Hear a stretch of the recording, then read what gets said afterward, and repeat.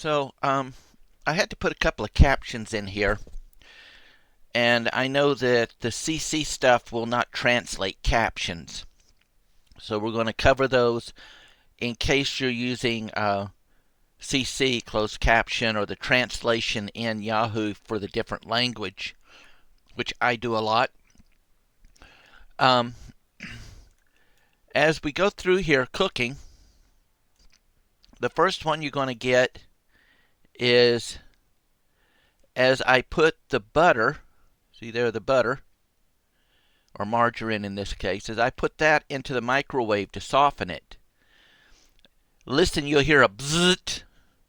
That is because I took it for granted that the uh, the stuff that my wife gets and that we have been using for years, undoubtedly they changed the package wrapping content. Remember, with food items, so long as it fits the requirements, they can change the outside wrapper content or what the wrapper is made out of, so long as it is food safe on the inside.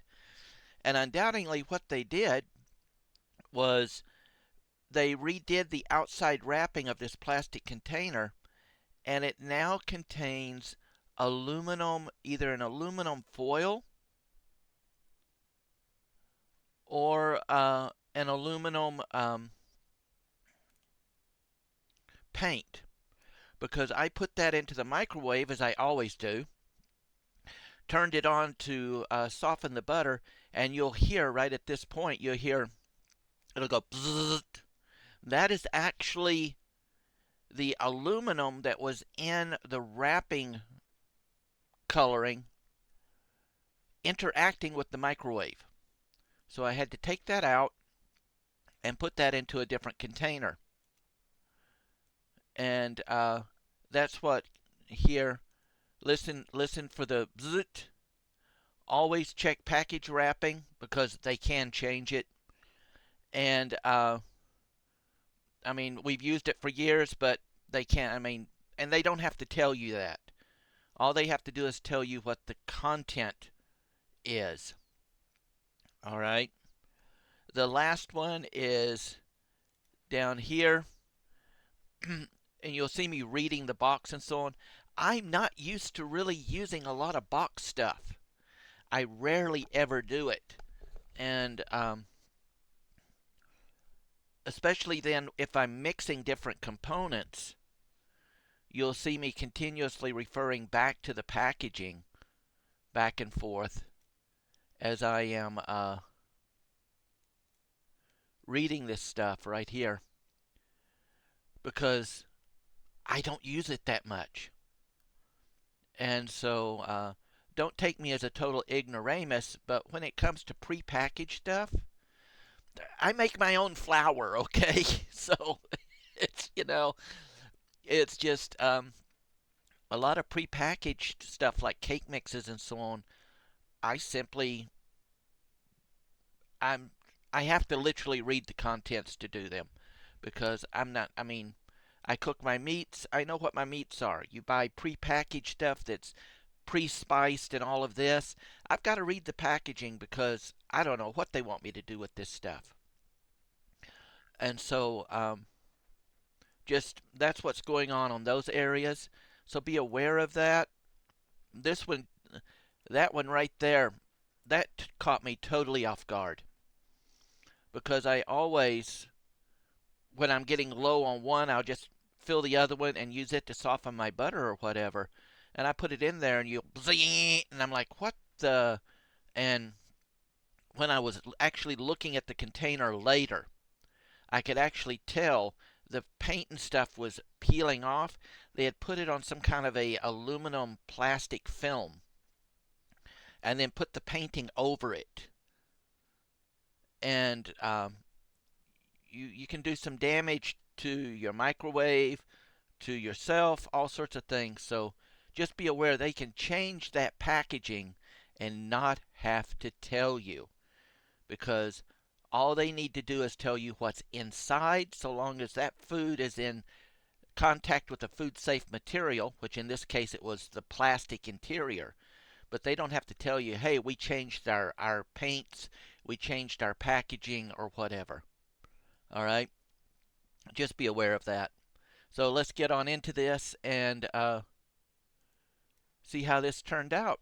We're going to be mixing a chocolate brownie mix with a sugar cookie mix. And so you can either skip ahead and see how it turned out, or you can watch all the mistakes that I make as I'm doing this and get to chuckle along with it at how much of an ignoramus I can be at times by taking things for granted. You know, every once in a while, I get a burr up my backside, and I get into one of these what if. Well, today it's raining, the weather is nasty, I cannot work in the garden, I cannot do my magnet culture nor my electroculture experiments or anything. So in an experimenting mood, I went, what if? What if I take a brownie mix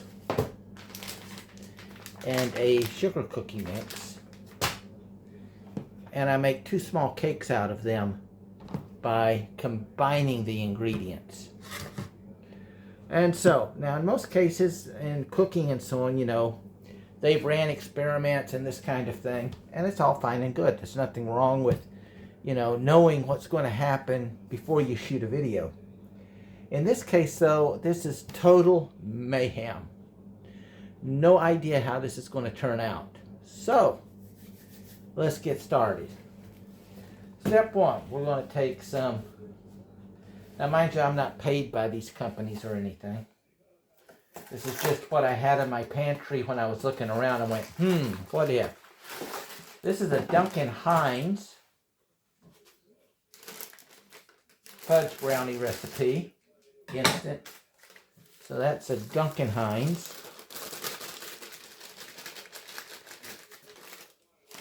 This one is a Betty Crocker for the cookie dough. And I'm not a real big chocolate person, but I do love my sugar cookies. However, at my age, straight sugar cookies can get a bit daunting. Especially as I'm getting there, but I'm still trying to lose the rest of that winter fat off the waistline. Now on this, it says 3 tablespoons of water.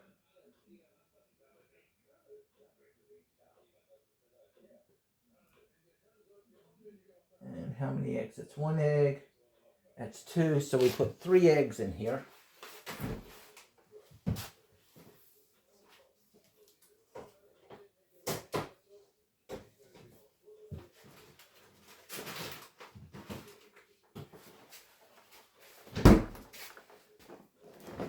Move that up there so I can read it.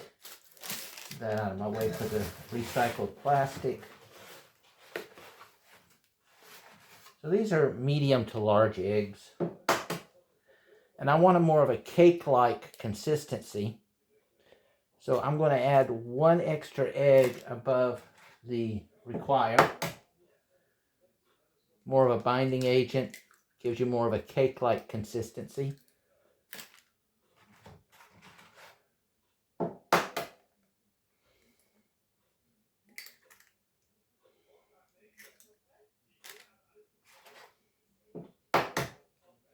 So instead of 3 eggs for this combined mix, we're going to put 4. Also, the sugar cookie dough has a tendency to be much thicker. A more condensed dough.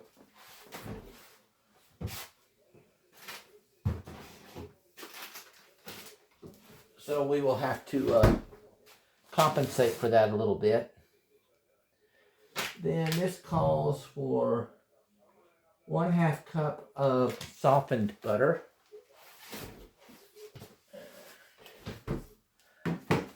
This is a pre-softened butter. It is what it is.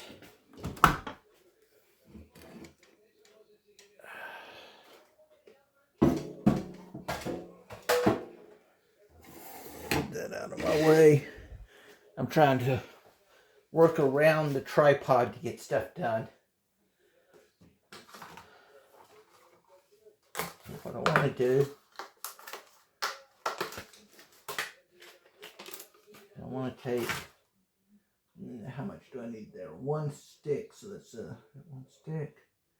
No butter for that.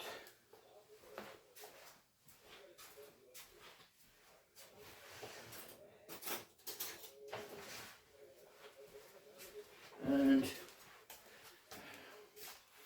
we're going back to grandma recipe style.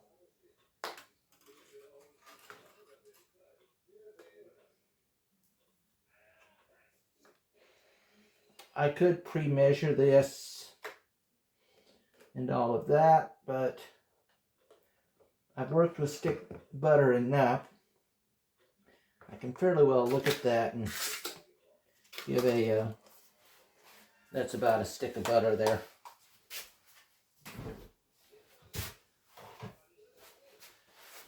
Do not get confused when these things say stick of butter. Do not get confused with those that break a stick of butter into like 3 or 4, 2, 3, and 4 portions, individual little wraps, because then you'll put too little or too much in.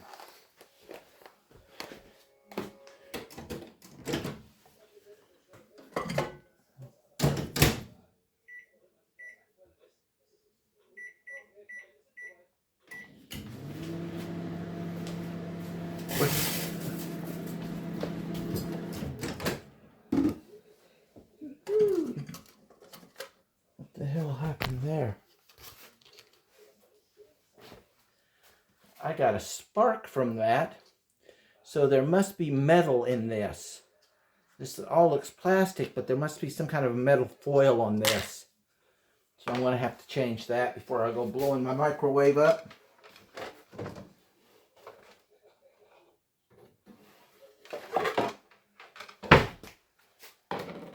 That was interesting. I've never had that happen.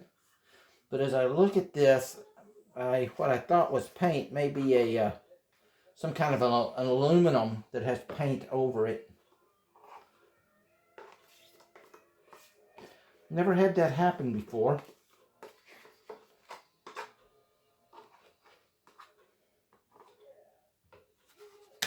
But I'm taking no chances.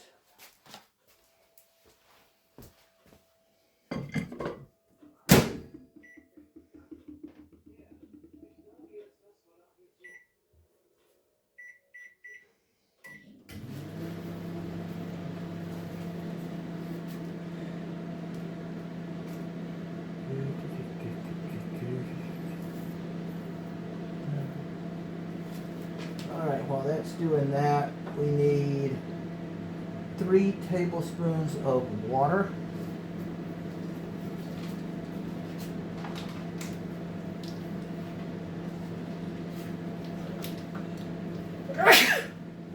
Excuse me.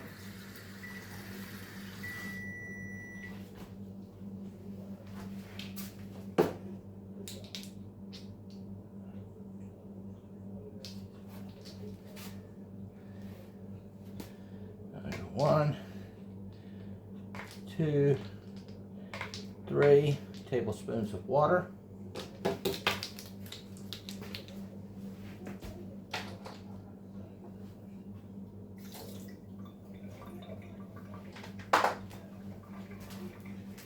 And this calls for 2/3 of a cup of vegetable oil.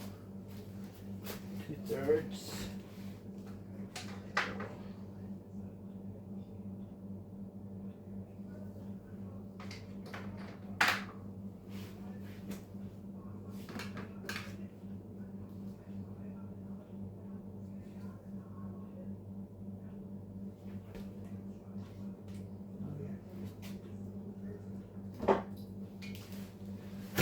And of course me, I go with my good old vegetable, my virgin olive oil.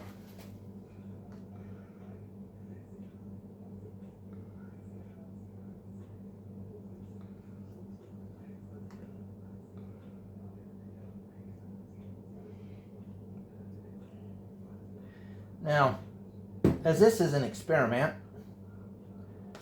I cannot really, I'm giving you as much of the precise measurements as I can.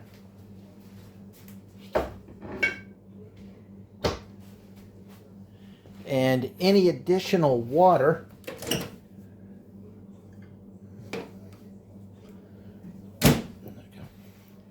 that will go into this, I'll have to do by eye based on consistency. It's going to get noisy here for a minute. I'm going to pause it. One of the major things that may destroy this is the consistency. Okay? If it is too thick, it won't cook all the way through and it'll set real heavy. If it is too thin, then the top or bottom will burn before it cooks in the middle. You'll have something similar like a lava cake, which is not what we're aiming for here.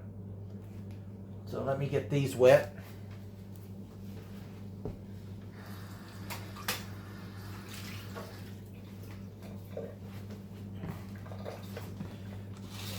Remember, if you're going to be using these flexibles, don't butter them or whatever. Just get them moist or wet.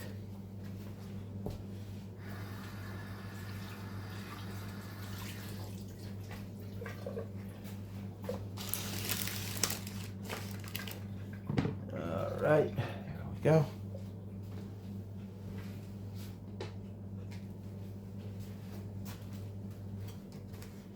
I'm going to fill each of these about halfway.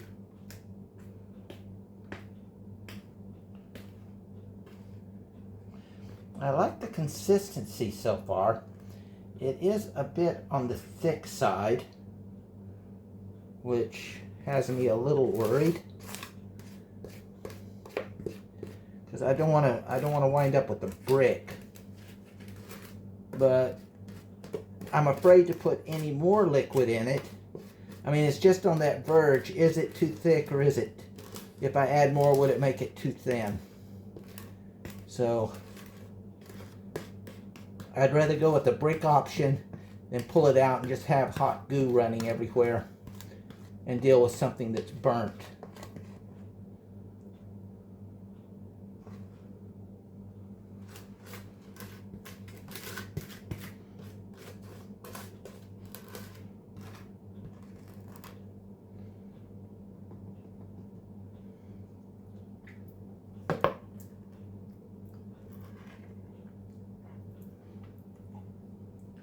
The taste is interesting.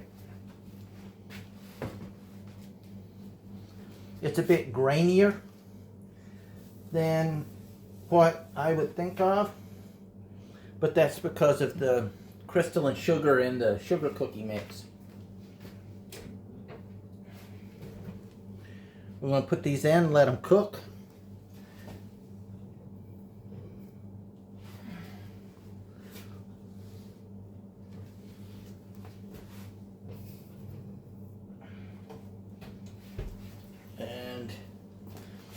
For this, we're going to run off the brownie cooking time. So I think that's like 30 minutes. Doesn't really say here.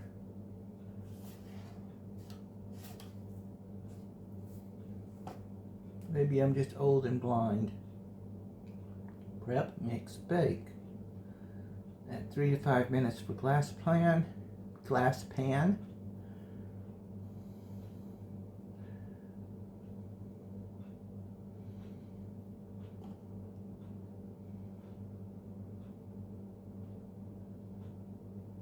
Ah, there it is, really fine print.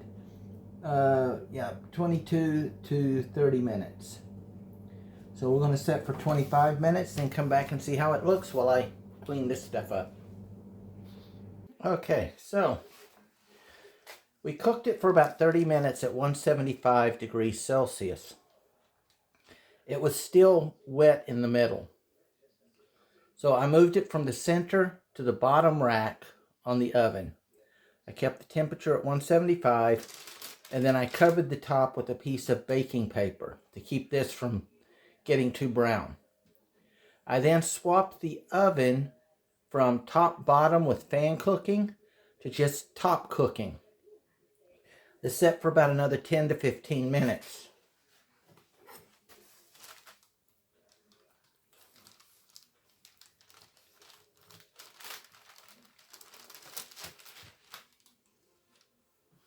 And there you go. It's fairly light. It's moist, especially for a brownie. And it's not as chocolatey,